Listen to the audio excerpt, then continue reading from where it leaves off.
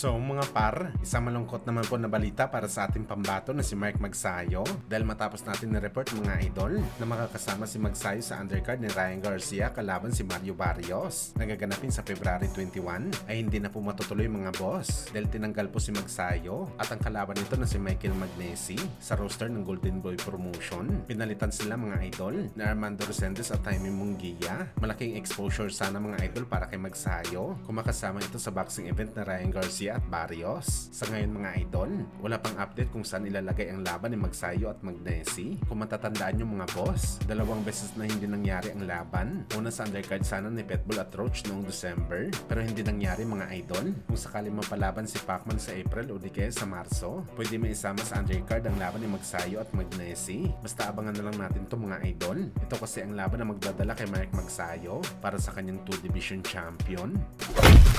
Samantala walang kupas nga po mga idol ang tawag ng mga boxing experts sa dalawang mabangis na legend ng Pinas, ang ating Filipino Flash Nonito Donaire Jr. at ang ating pambansang kamao Manny Pacquiao dahil sa kabila na masyado na sila matanda sa sports ng suntukan. Ngayon mga idol, si Donaire at Pacman lumalaban pa rin talaga sa main event. Walang kupas pa rin ang pagiging superstar nila mga boss. Si Pacman halos araw-araw piyesta sa Amerika kapag meron itong laban, kaya pa rin pumuno ni Pacman ang arena sa Las Vegas dahil sa avid fans nito. At ngayon si Flash naman sa Japan ng punterya kahit natalo ito sa kanyang huling laban. Sa paparating na laban nito sa Marso, main event pa rin si Donaire. Ibig sabihin lang nito mga idol, grabe ang demand para kay Flash hanggang sa ngayon. 43 anyos na ito mga idol. Main event pa talaga ang datingan nito. At sa mga nagtatanong naman kay Casimero mga boss, kung main event din ba ang kanyang laban, ito ang hindi pa sure mga idol. Bumaba kasi si Casimero sa 8 rounder na laban, pero sa plano na 3 days boxing event ng promoter nito na Psycho Lash,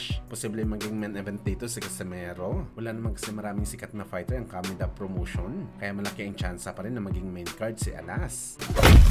Sa kabilang banda naman mga idol, Timothy Bradley, sinabing meron daw script para talunin si Teofimo Lopez Jr. sa laban at nagawa na daw ito ni George Cambosos Jr. Pero si Shakur daw mga boss, walang libro o manual daw para talunin ito sa laban. Ganito katindi mga idol ang sinabi ni Bradley at malaki ang tiwala talaga nito kay Shakur. Parang sinabi lang nito mga idol na invincible itong si Shakur para sabihin na walang chance na manalo si Lopez. Well, pabor din siguro ang lahat mga idol na manalo talaga si Shakur kay Lopez, pero gayon pa man mga boss, hindi na tayo magugulat kung mananalo si Lopez dito. Kagaya sa mga sinabi natin mga idol, meron din dalawang kamao si Lopez kagaya ni Shakur. Boxing ang bakbakan mga idol, pwede isang suntok lang ang kailangan mo para tapusin ang laban. Kaya abangan natin to mga idol. Sinabi na din ni Bradley ang ganitong bagay dati kay Lopez sa naging laban nito kay Taylor. Pero anong nangyari mga idol? Binugbog lamang ni Lopez itong si Taylor.